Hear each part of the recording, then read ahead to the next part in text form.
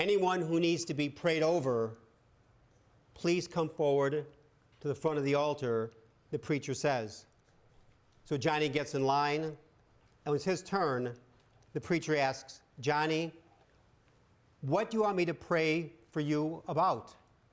And Johnny replies, Preacher, I need to have you pray for my hearing. The preacher then puts one finger in Johnny's ear, the other hand on his head, and he prays and prays and prays over Johnny, and prays and prays. He prays a blue streak for Johnny.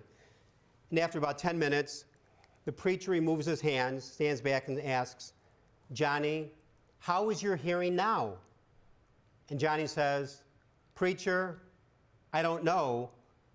My hearing isn't until next Wednesday.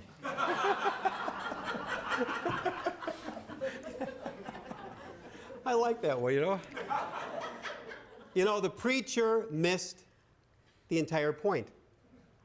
At the same time, I've always enjoyed placing my hand upon the head of a child too young to receive Holy Communion, brought up by mom or dad. The small child is either carried up or walks up next to a parent on their own. I always place my right hand on the top of the child's head for a blessing. Many years ago, as a young priest at the Church of the Holy Spirit in Schaumburg, I would do the same thing. Every child coming up, put my right hand on their head for a blessing. So one day, a little 6-year-old boy leaving church asked his mother, he says, Mom, how come I go up with you every time for Holy Communion? Why does Father Greg measure me? In my mind, I'm giving the child a blessing. In his mind, I'm measuring him, like a ride at Great America, too small for the ride. But how do I and how do all of us measure Advent's real meaning without missing Advent's purpose? Despite our busyness these 4 weeks of the Advent season, Advent puts speed bumps along our December path for a reason. Why? Because Advent is a wonderful Christian measuring stick.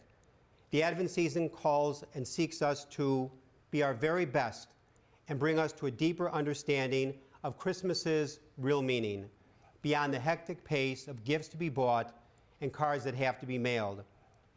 But how many times do I miss blessings because they're not packaged the way they thought? How many times in life do I miss blessings because they are not packaged as I thought or expected? Today we start the holy season of Advent, a time of waiting, preparation, and joyful anticipation.